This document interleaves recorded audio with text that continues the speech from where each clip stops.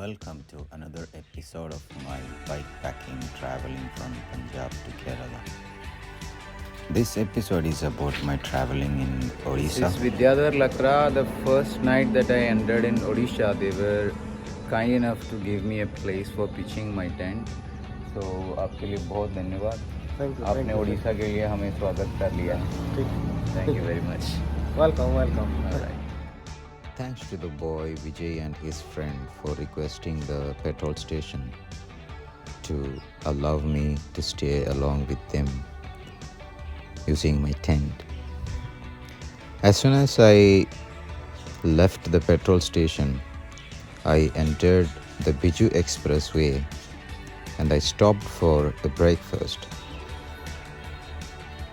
It was giving me the signal that I'm getting close to the south, and I entered the Biju Expressway, which is always busy with huge trucks that carry the iron ore and other industrial products.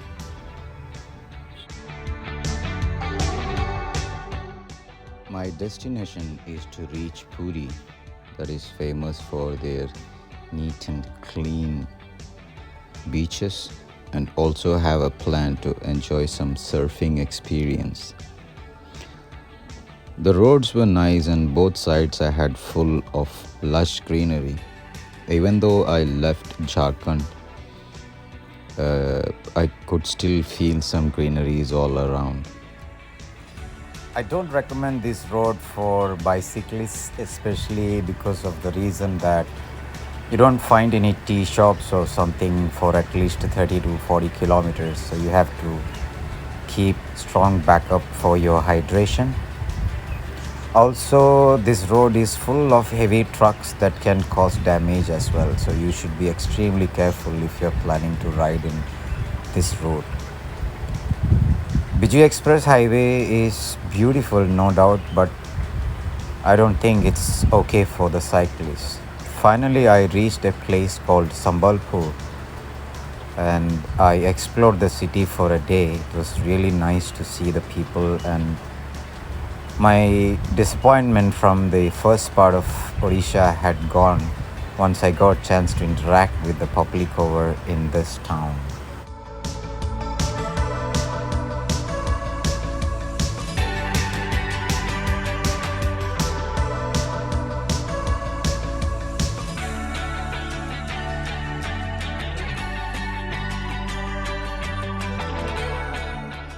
The language used in this area is also different from other parts of Odisha, and this is called Sambalpuri, a different dialect we can say as compared to Odia. One thing I really liked about this area is the colorful temples and the nice behavior from the public.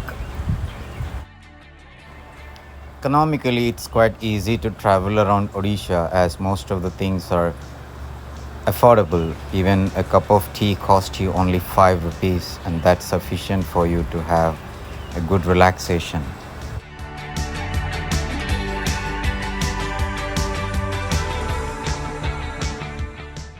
They do have similar food this available in South India, things such as idlis and samosas. That are a bit different from what you see in the northern part of India. Moving around the railway station of Sambalpur was a great experience, and I was told that this is one of the most important and largest railway stations in Odisha. I would say the tea that I had from this town was extremely tasty, and the taste was a bit different as well.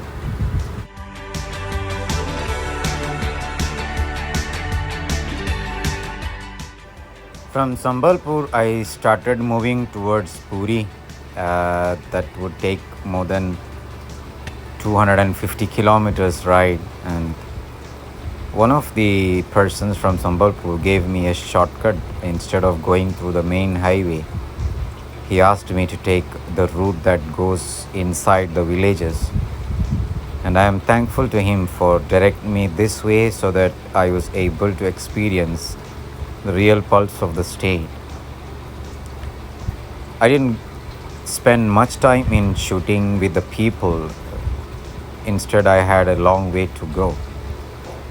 This route always had signboards showing that elephants crossing, and they said that nothing to worry, it doesn't happen on the daytime. So I continued riding.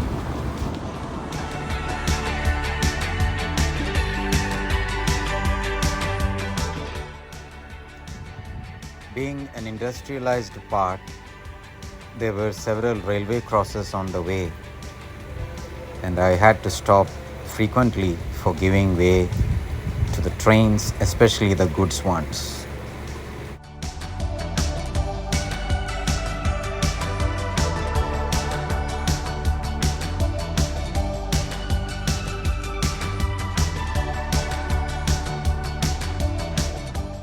I checked the weather forecast and it was clearly mentioned heavy and continuous rain for the next 48 hours.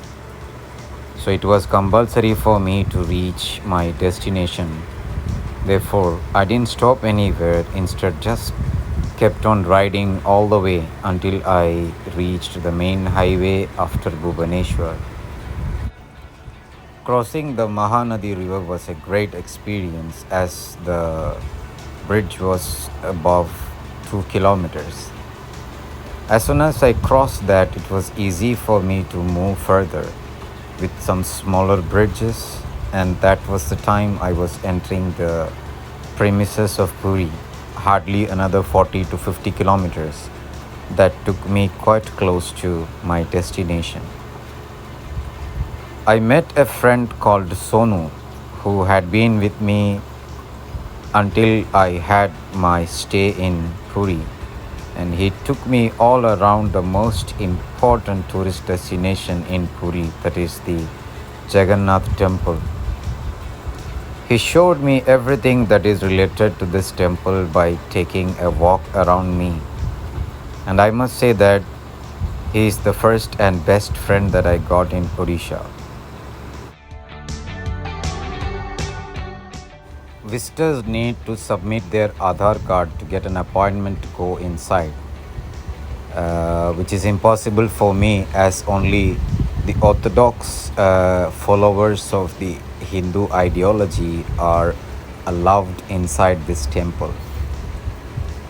So I watched the temple from the outside, and Sonu did not have enough time to spend with me to submit his Aadhaar card and have what we call in the Indian languages as the darshan. However, it was great time with him, and he stayed with me for that night, and the next day he pushed back his house and I decided to explore the beaches in Puri. This place was one of the best experiences that I have ever got in my life due to its importance, and this is a historical as well as famous location in Odisha that attracts tourists from all around the globe, and there are thousands of people who still wish to be here and have their time.